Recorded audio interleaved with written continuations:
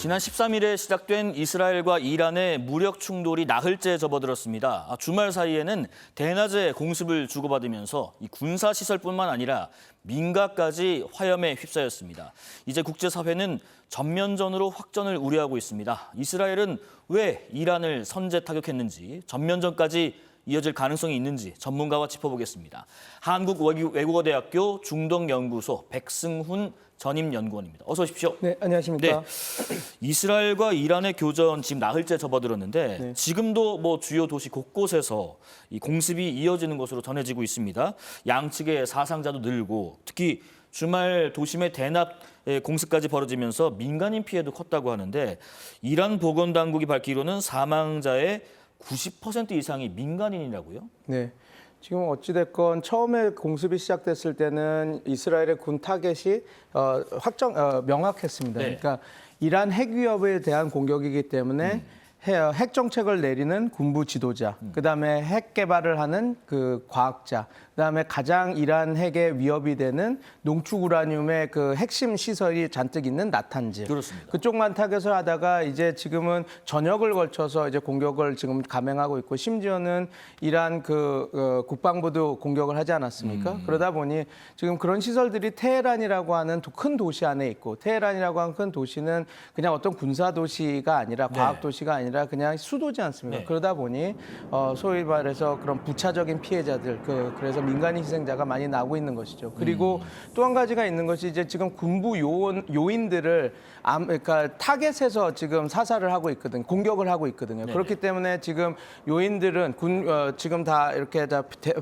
벙커로 들어가 있거나 아니면 지금 피해 있는 상황이라서 오히려 군부 요인이나 그런 관계자들보다는 오히려 민간인 희생자가 늘고 있는 그런 상황입니다. 그런데 일단 가장 궁금한 부분이요. 여러 가지 설들이 있던데 이스라엘이 이란을 왜 선제 타격하고 공격한 건지 그 부분에 여러 가지 분석들이 있습니다. 연구원님 분석 어떠십니까? 자, 일단 이란의 핵 능력이 확장된 것은 사실입니다. 네. 왜냐하면 IAEA의 2월 보고서에는 그러니까 60% 농축 우라늄이 274kg 정도 있다고 밝혔었거든요. 그러나 5월에는 그게 408kg, 거의 그러니까 50%가 늘어난 겁니다. 그러다 보니까 이게 왜 위협이 되냐면 60% 농축 우라늄이 42kg만 있어도 90% 웨폰 그레이드, 핵폭탄 수준의 그 원료로 농축을 할 핵폭탄을 만들 수 있는 연료가 되는 것이거든요. 예. 그러면 단순 계산으로는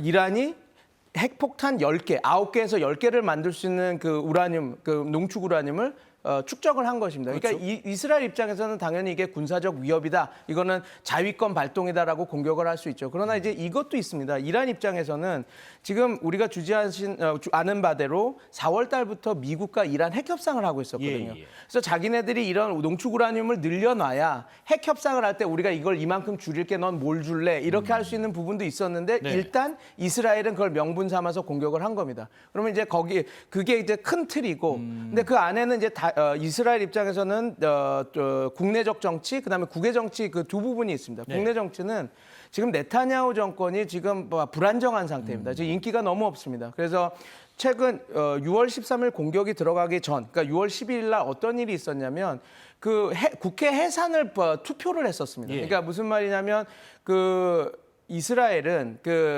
총리가 어떻게 되냐면 다수 정당이 의회 다수 정당이 다수 정당의 당수가 총리가 되는 그렇죠. 것인데 이제 리쿠르당이 32석밖에 갖고 있지 않아서 다수당이 될 수가 없거든요. 그러니까 좀 약간 극우 정당과 연정을 해서 하고 있었는데 그게 분열이 될 조짐이 보이니 우리 국회 해산하고 다시 한번 해보자고 그거를 의결을 했었는데 다행히 네타냐후 측에서는 그걸 막아서 부결이 돼서 총리직을 유지할 수 있었죠. 근데 네. 그런 상황에서 6개월 안에는 또 재신임 투표를 할 수 있는 상황이라서 네타냐후 입장에서는 자기가 어떤 성과를 이뤄내야 되는 그 상황에 있었던 돌파구가 필요한 네. 그 상황이 있었던 겁니다. 그다음에 국제 정치적으로는 우리가 제가 말씀드렸던 것처럼 4월 달에 미국과 이란이 핵 협상을 하고 있었고 6월 15일 날은 6차 회의가 지금 잡혀 있는 상황이었습니다. 그러나 4월 달부터 이스라엘은 미국에게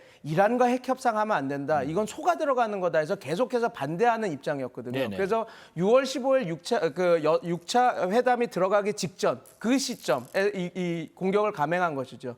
또 하나는 이게 있습니다. 6월 달에 프랑스와 그 사우디아라비아가 의장국이 돼서 유엔에서 팔레스타인 가자 문제를 한번 우리가 유엔에서 다뤄보자 하고 그런 회의를 하자고 지금 의견 모으고 있는 상황이었습니다. 근데 거기에서 나오는 의제 중 하나가 팔레스타인이 유엔에서 국가로 인정은 했는데 회원국으로는 하지 않았거든요. 그런데 지금 이스라엘이 계속 이렇게 하니 팔레스타인을 회원국으로 받아들인 것까지 한번 우리 의견을 나눠보자 하는 상황이어서 이스라엘이 상당히 분노하고 있었거든요. 그러니까 되게 미묘하죠. 국내 정치적으로 몰리는 상황. 그리고 그 국제적으로도 이스라엘한테 크게 유리하지 않는 이 상황에서 네. 그 이란이 핵 능력을 올렸다라고 하는 명분을 준 그 상황에서 6월 13일 이런 공습이 감행된 것이죠. 지금 상황 보면은 일단 이스라엘의 선제 공격에 이란도 지금 대응을 하고 있고 뭐 드론을 몇백 대 날리니 뭐 이렇게 얘기 나오고 있어요. 그런데 이란이 이스라엘에 먼저 공격 중지를 지금 제안하고 있거든요. 공격을 멈춘다면 우리도 보복 조치 중단하겠다 하고 있는데 오히려 이스라엘이 공습을 확대할 것을 지금 예고하고 있어요. 핵 탄도 미사일 위협 제거하기 위한 것이다. 목표 달성을 위한 모든 것을 준비돼 있다 하는데 지금 공습 목표가 네타냐후 총리가 얘기하는 것처럼 핵 위협 제거라고 밝혔지만은 이란 체제를 뭐 붕괴시키는 데까지 목표라고 했다는 분석도 나오던데 이 역시 국내외 정치 상황과 연관이 돼 있는 건가요? 국내에도 연결이 돼 있지만 네. 이게 또 어떻게 보면 이스라엘에서는 절호의 기회입니다. 왜냐하면 이스라엘 역사상 이렇게 자기네들이 주적이라고 얘기했던 이란을 궁지에 이렇게 몰아넣은 적이 없습니다. 그리고 지금 이란은 어떻게 보면 지금 맞대응을 하고 있지만 솔직히 쓸만한 카드가 별로 없는 상황입니다. 그래요? 지금 뭐 여태까지 이란이 이스라엘과 싸울 때 유용하게 썼던 것은 소위 말해서 저항의 축 세력.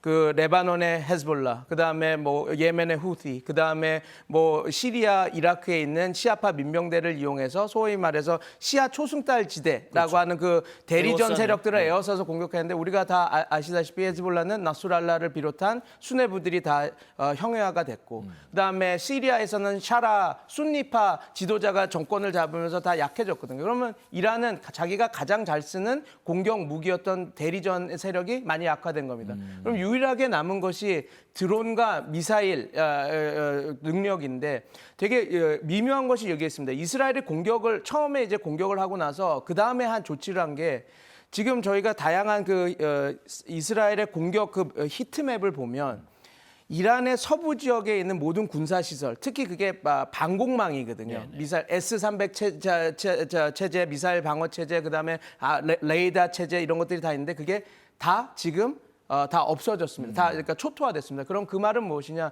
지금 이스라엘이 이란 영공에서 그 제공권을 다 지금 확보했다라는 소리입니다. 그러면 이란이 갖고 있는 유일한 공격 옵션인 드론과 비대칭 전력, 드론과 그 탄도미사일의 공격이 지금 너무 약화된 상황이거든요. 그럼 이 상황에서 도대체 이란이 쓸 수 있는 카드가 많지 않은 겁니다. 그러니까 이란의 그 외교장관인 아락치가 그 얘기를 한 겁니다.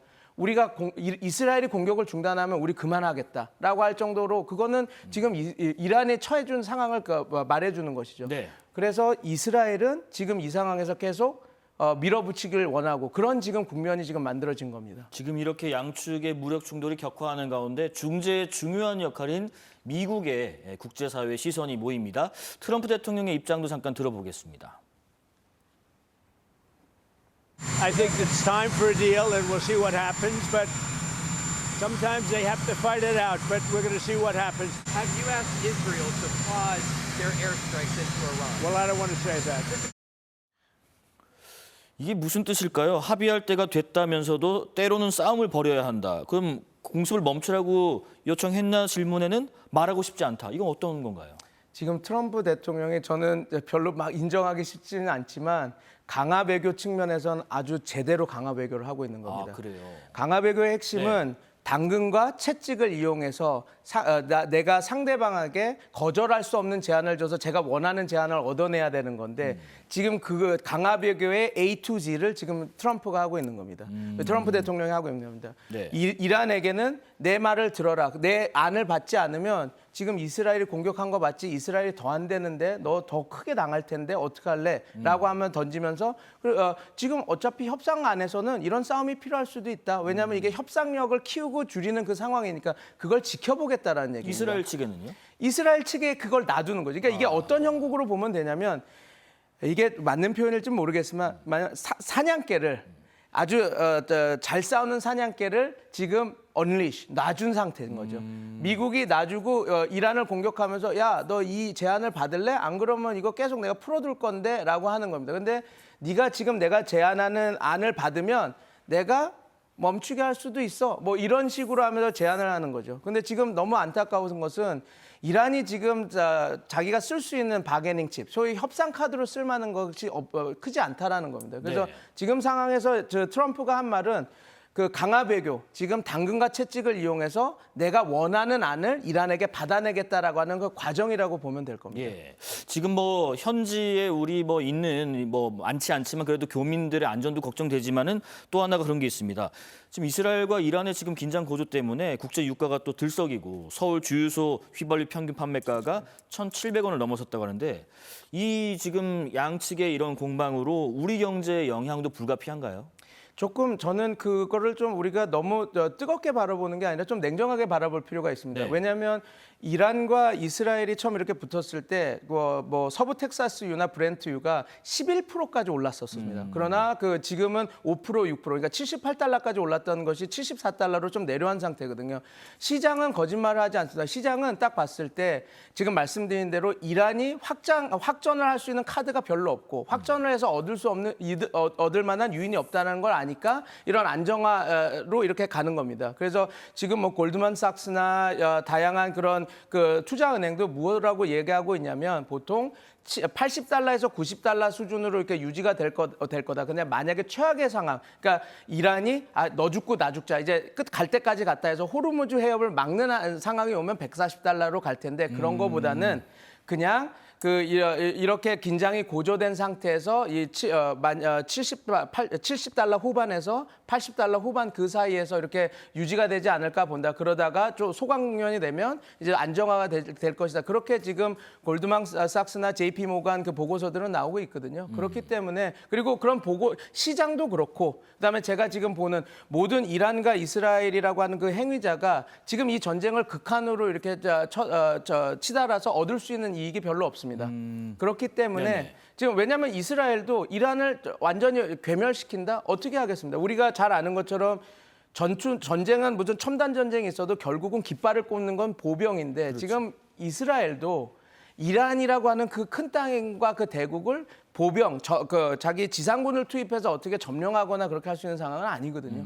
그래서 우리가 물론 이제 그렇지만 never say never 어쩔지 모릅니다. 갑자기 그 이란이 왜냐하면 쥐도 네. 궁지에 몰면 물 수도 있기 때문에 지금 우리가 그 강화 외교를 조금 더 세밀하게 하지 않는다면 이란이 정말 그래 이제 수어사이덜 미션 그러니까 이제 자살 공격 비슷하게 그래 나도 끝까지 가자. 어차피 나 이렇게 죽은 바에 내가 상대방에게 한 방을 먹이고 내가 산화하겠다라는 거로 가면 이제 호르무즈 해협도 막히고 여러 가지 그런 확전이 될 텐데 뭐 지금 제가 전문가로서 보면 우리가 너무 그런 극단 상황을 이야기하는 것은 조금 자제해야 되지 않을까 지금은 그렇게 생각하고 있습니다. 전면선 가능성보다는 다른 이제 가능성을 저희가 좀 타진해 보는데 마지막으로요.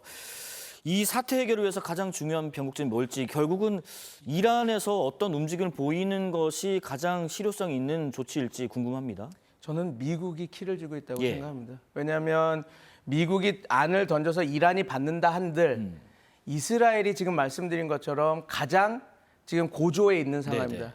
그러면 자기 입장에서 조금만 더 밀면 내가 평생의 적이라고 생각하는 세력을 없앨 수 있는데 멈출 수 있을 것이라는 것은 미국이 어느 정도로 진정성을 갖고 중재를 하고 막느냐에 따라 달렸는데 그래서 그게 문제입니다. 아무리 이란이 좋은 안을 받아도 이스라엘 입장에서 어떻게 이란을 믿습니까 하고 공격을 진행하면 이건 파토가 나는 것이고 네네. 또 이란 입장에서도 이스라엘이 그렇게 나온다고 알면 결국은 어차피 죽을 거 우리 끝까지 간다 이런 상황이 되는 것이기 때문에 지금 상황에서는 트럼프 미국의 그 리더십이 지금 이 분쟁을 격화시킬 것인가 아니면 소강 상태로 만들 것인가의 그 키를 주고 있다고 저는 지금 보고 있습니다. 자, 지금 뭐 시작이 될 G7 정상회의에서도 이 관련된 논의와 또 주요 의제로 다뤄져서 어떤 회원국들의 입장이 모일지 한번 지켜보겠습니다.